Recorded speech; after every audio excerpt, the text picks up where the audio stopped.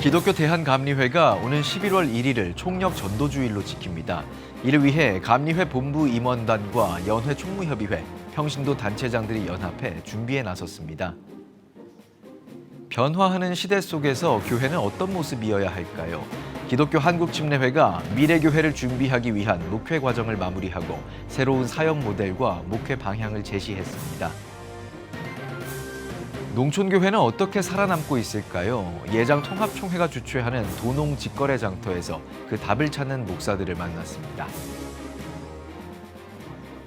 시청자 여러분 안녕하십니까? 6월 9일 CTS 뉴스입니다. 기독교 대한감리회가 오는 11월 1일을 전국교회가 동참하는 총력 전도주일로 지킵니다. 감리회 본부 임원과 연회 총무협의회, 평신도 단체장들이 한자리에 모여 복음 전파를 위한 구체적인 협력 방안을 다각도로 논의했습니다. 김인혜 기자의 보도입니다. 기독교 대한감리회 선교국 산하 전도운동본부가 총력 전도주일 준비 연석회의를 열었습니다. 이번 회의는 오는 11월 1일 전국 감리교회가 일제히 전도에 나서는 총력 전도주의를 준비하기 위한 첫 공식 연합 모임으로 본부 임원단과 연회 총무협의회, 평신도 단체장들이 참석했습니다. 전도운동본부장 이상일 목사는 2년 전 서울연회에서 전개한 실제 전도 사례를 소개하며 전도 회복의 가능성을 강조했습니다. 380교회 정도인데 90개 교회 정도가 참여했습니다. 근데 그때 2,000명 정도가 전도가 됐어요. 90개 교회를 통해서. 그래서 저희가 이게 시작하면 되는 거구나라는 마음을 가졌었거든요. 감리회 총력 전도주일의 슬로건은 원소울, 11월 1일 바로 그 한 사람입니다. 7월 12일부터 관계전도를 통해 한 영혼을 품고 기도하며 11월 1일 결실을 맺는 6개월 장기 플랜으로 설계됐습니다. 전도운동본부는 전도 매뉴얼 등 모든 자료를 일괄 제작해 전국 감리교회에 무료 제공하며 비전 교회와 작은 교회를 위한 지원 체계도 마련하기로 했습니다. 준비 기도회 하고 또 교육하고 훈련하고 그런 것들을 하면서 8주 동안 성도들이 계속 주어진 과제로 따라오면서 전도할 수 있도록 저희들이 모든 자료 다 제공해 드려요. 이날 회의에서는 매년 11월 첫째 주일을 111 전도주일로 정례화하자는 제안이 나와 참석자들의 공감을 얻었습니다. 또 오는 12일 전국 감리교회를 향해 총력 전도주의를 공식 선포하는 미디어 데이를 개최할 예정입니다. CTS 뉴스 김인혜입니다. 급변하는 사회 환경 속에서 목회 현장 역시 새로운 도전과 마주하고 있습니다. 인공지능의 등장과 저출생 고령화 흐름은 교회의 사역 방식에도 근본적인 변화를 요구하는 상황인데요. 이러한 위기를 극복하기 위해 전통적인 목회 틀을 깨고 지역사회와 긴밀히 호흡하려는 움직임이 일고 있습니다. 기독교 한국침례회가 지난 6개월 동안 대안을 모색해온 미래교회 목회 과정을 마무리했습니다. 박주성 기자의 보도입니다. 인공지능의 등장과 저출생 고령화, 교회 역시 급변하는 사회 속에서 새로운 목회적 해답을 요구받고 있습니다.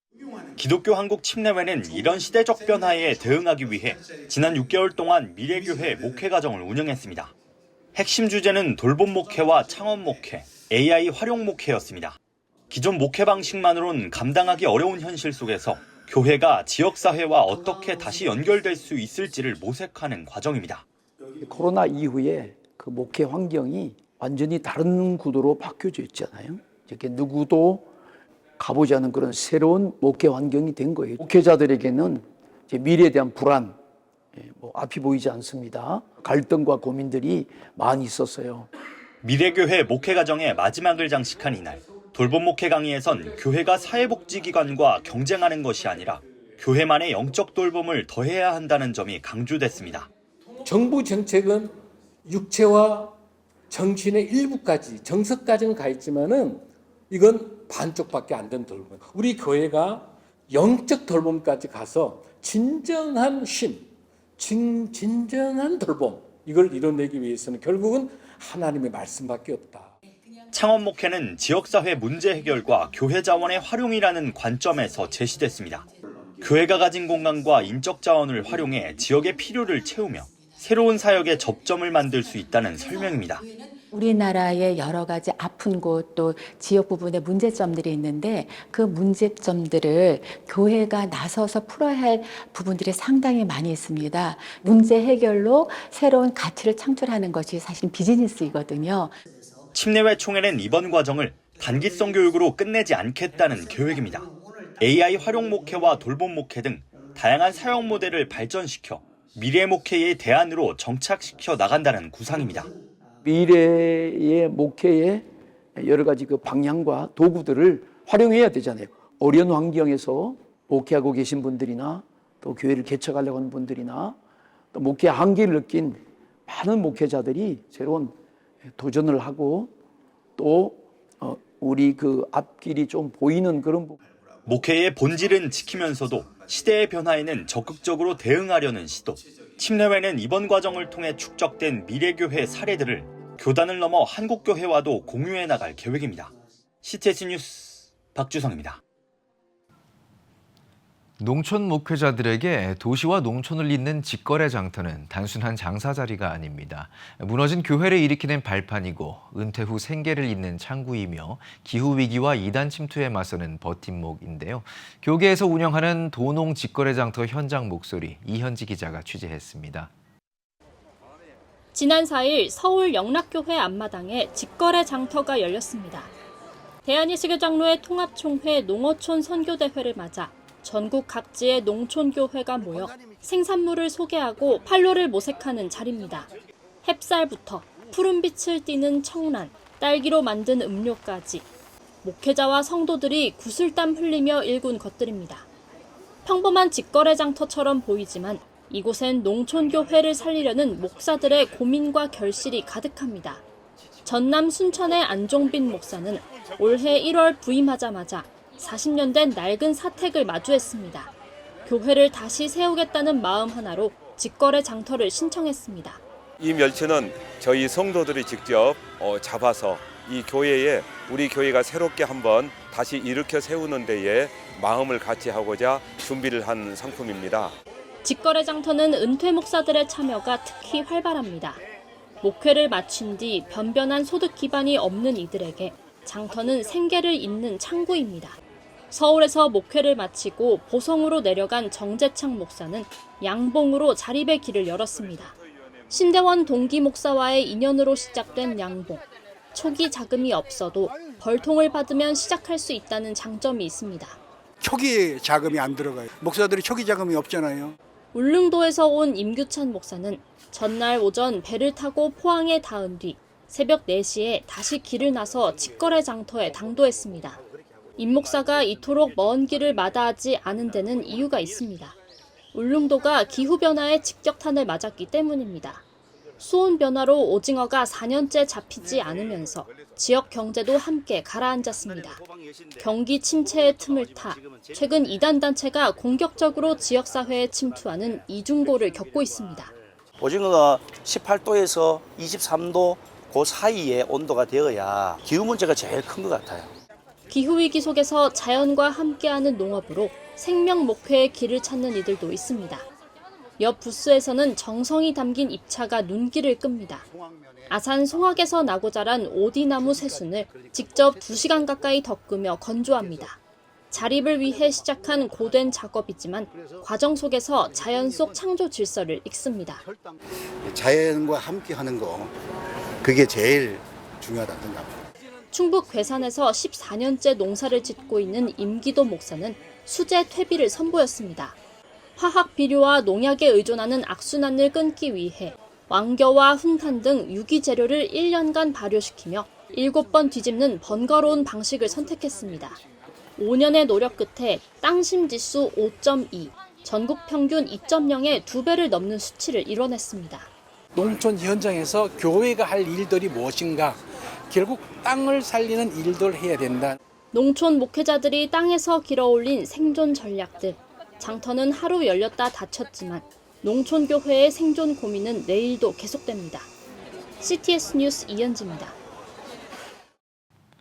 인공지능 기술의 급격한 발전은 편리함을 주지만 동시에 인간의 존엄성과 신앙의 영역까지 위협하고 있습니다.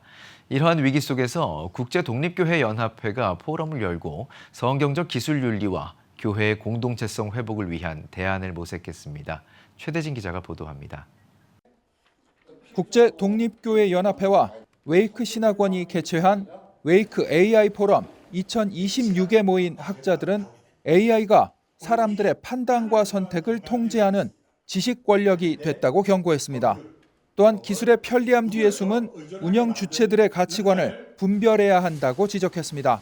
하나님의 절대적인 진리가 더 회복될 수도 있고 오히려 포스트 모더니즘 그 시대 때보다 오히려 더 절대 진리가 더 희박해질 수도 있습니다. 그래서 우리들은 AI 시대, 아니 더 정확히 말하면 AI 권력 시대에 다시 하나님의 말씀이 회복되는데 실제 하드웨어 공장 역할을 하는 데이터 센터의 자원 독점 문제도 제기됐습니다. 미국 테일러 대학교 진대현 교수는 창조 세계의 자원을 책임 있게 사용하는 절제가 필요하다고 강조했습니다. 비록 우리가 전문가는 아니라 할지라도 정말 배워서 우리가 어떻게 사용되고 있는지를 우리가 익혀야 되는 것입니다. 이 AI 시대에도 모든 것의 주인은 하나님이시며 데이터와 AI 인프라까지도 우리가 책임 있게 다뤄야 되는 청지임을 다시 한번 상기하는 그런 시간이 되었으면 좋겠습니다. 이 밖에도 발제자들은 AI 할루시네이션, 즉 가짜 정보 생성 현상을 막기 위해 성경적 가치관이 담긴 빅데이터 구축과 지식 지도를 뜻하는 온톨로지 형성이 시급하다고 제안했습니다. 아울러 기계가 인간을 지배하지 못하도록 삼위일체 하나님을 닮은 공동체적 연대를 회복해야 한다고 강조했습니다. 특히 이날 포럼에서는 한국교회에 각 분야 전문가들이 참여하는 가칭 성경적 AI 거버넌스를 구성할 것을 제안하고 10개 조항의 선언문도 발표했습니다. 포럼에 앞서 드린 개회에는 이무성 사무총장의 인도로 웨이크 설립자 박조준 목사가 설교했으며 최근 웨이크 총회장에 취임한 정일웅 목사가 축사를 전했습니다. 우리 기독교가 어떻게 나가야 되나 하는 다른 방향을 가르쳐줘서 건설적으로 좋은 방향으로 이 민족이 살 수 있는 길로 인도해 주는 것이 우리 기독교가 대하는 AI에 대한 인공지능에 대한 자세라고 생각하는데 오늘 이런 축복의 시간이 꼭 될 수 있기를 바랍니다. AI 권력 앞에서도 오직 하나님의 말씀 아래 시대를 분별하고 영혼을 돌보는 공동체성을 지켜내는 것. 지금 한국교회가 마주한 마지막 시대의 청지기적 사명입니다. CTS 뉴스 최대진입니다. 기독교 대한성결교회가 제120년차 총회장 취임 감사 예배를 7일 신길교회에서 드렸습니다. 시대를 알고 행하는 지도자란 제목으로 설교한 중앙성결교회 한기채 목사는 변화하는 시대적 상황을 통찰하고 성도와 함께 성장하며 섬기는 새로운 리더십을 발휘할 것을 강조했습니다. 이어 기성교단 120주년 10대 비전 영상 시청 후 윤학기 부총회장이 환영 인사를 전했으며 한교총 이철 전 대표회장이 권면했습니다. 또한 신길교회 이신웅 원로 목사를 비롯해 한교총 김정석 대표회장, 신촌교회 이정익 원로 목사, 바울교회 원파련 원로 목사가 격려사를 전했으며 김민석 국무총리, 김영주 전 국회 부의장 등이 축사했습니다. 이날 이기용 총회장은 답사를 통해 하나님의 인도하심과 성도들의 헌신에 감사를 표하며 겸손한 자세로 교단과 한국교회가 하나 되는 데 힘쓰겠다고 밝혔습니다. 세덴교회가 미국에서 한국전 참전용사와 가족을 초청해 보훈 행사를 개최했습니다. 호국보훈의 달을 맞아 이틀간 개최된 이번 행사는 미국 버지니아주와 워싱턴 DC에서 진행됐으며 한국전 참전용사와 가족 등 170여 명이 참석했습니다. 또한 세덴교회는 현충일을 맞아 한국전 전사자 추모의 벽에서 헌화식을 거행했으며 미국 한국전 참전용사 기념재단에 1만 달러를 전달했습니다. 이재명 대통령은 축하 메시지를 통해 세덴교회의 민간 외교적 헌신에 감사를 표하며 참전용사와 가족들을 격려했습니다. 세덴교회 소광석 목사는 참전용사가 생존해 계실 때까지 민간 외교의 사명을 다할 것이라고 강조했습니다. 지난 2007년부터 매년 행사를 개최해온 세에덴 교회는 미국과 필리핀, 콜롬비아 등 UN 참전 8개국을 대상으로 7,700여 명의 참전 용사와 가족을 초청하며 국내외 보훈 문화 확산에 앞장서고 있습니다. 국내 최대 규모의 청소년 청년 캠프인 네임리스 캠프가 오는 7월에 열립니다. 청소년과 청년 등 다음 세대를 대상으로 열리는 네임리스 캠프는 다음 세대로 신앙이 이어지길 소망하는 믿음의 선배들이 자원봉사자로 참여해 섬깁니다. 네임리스 대표 박모세 목사는 섬김을 받은 교회와 청소년들이 은혜를 잊지 않고 다시 찾는다고 설명했습니다. 7,500여 명 규모로 진행되는 이번 캠프는 오는 7월 23일부터 8월 5일까지 대전에서 개최될 예정입니다. 여러분은 지금 CTS 뉴스를 시청하고 계십니다. 지역별 소식입니다. 창립 40주년을 맞아 지역 주민들의 무거운 짐을 함께 나누고자 특별한 잔치를 연 교회가 있습니다. 예수님의 사랑을 마을 전체에 전한 경남 함양 안희제일교회를 신기명 기자가 다녀왔습니다. 시골 마을의 한 교회. 사람들이 모여 함께 기도하고 있는 이곳은 안희제일교회 지역사회 섬김 축제 준비 현장입니다. 올해로 창립 40주년을 맞은 안희제일교회는 지역의 이웃에 감사한 마음과 하나님의 사랑을 전하기 위해 지역사회 섬김과 나눔 축제를 개최했습니다. 우리 교회 주변에 있는 많은 이웃들이 우리 교회 참 좋은 이웃이 되어 주셨습니다.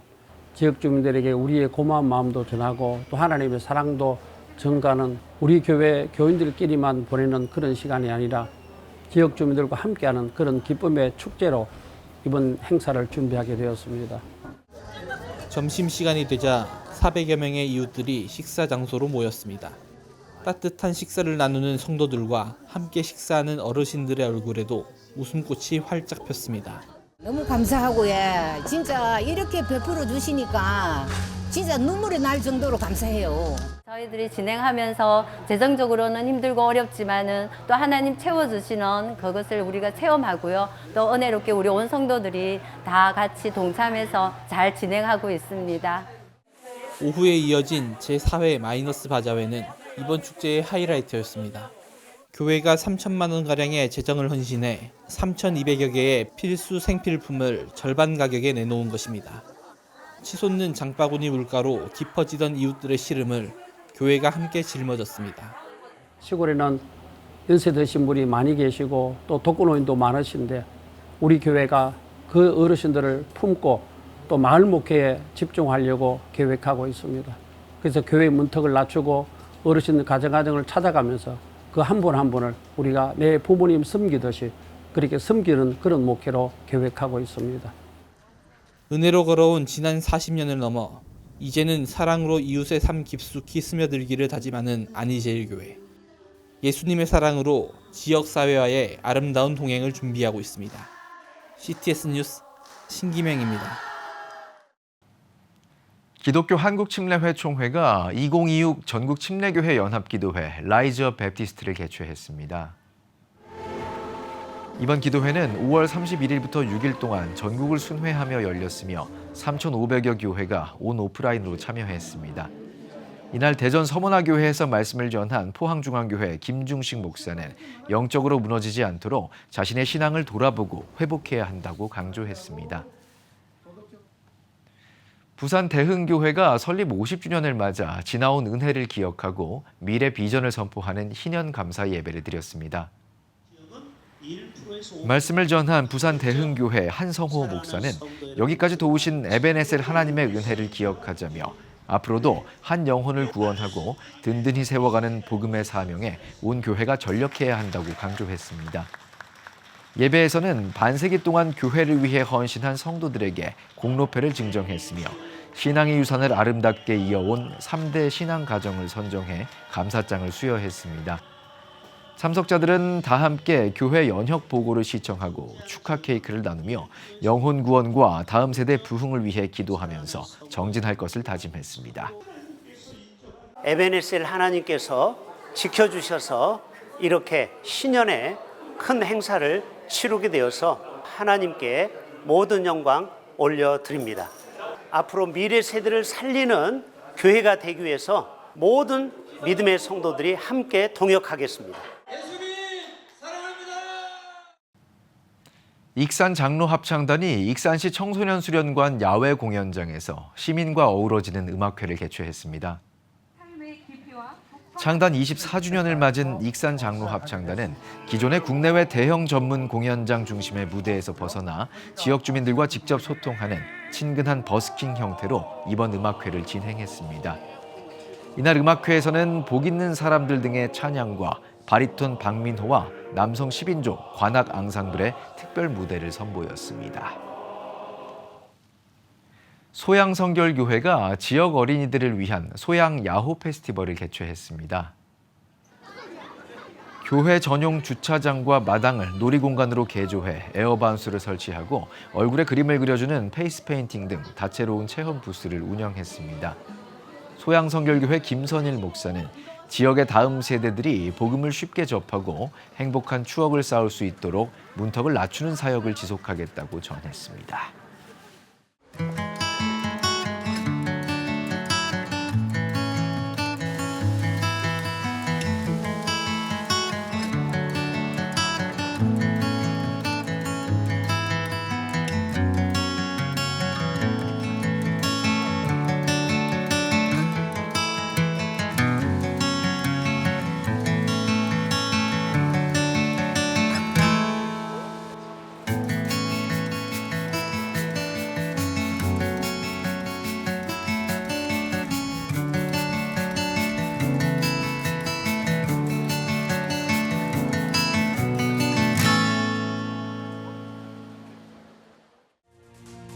지금 한국교회는 복음의 능력이 필요합니다.